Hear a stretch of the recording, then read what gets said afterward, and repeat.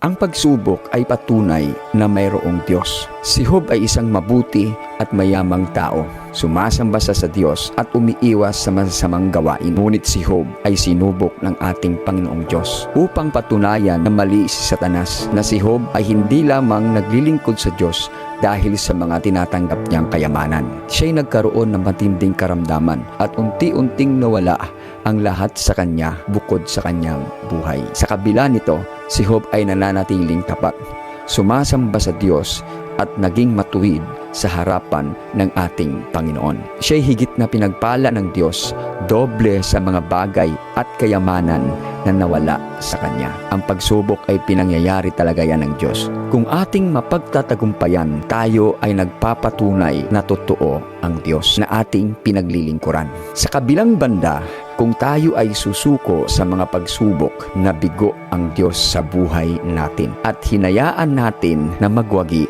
si Satanas. Tandaan, ang pagsubok ay pinangyayari yan ng Diyos dahil alam ng Diyos na kaya mo ito. At ang pagsubok ay patunay na mayroong Diyos. Kung sinusubok ka ngayon at napagtagumpayan mo, sinyalis yan na may mga pagpapalang dadating sa iyo.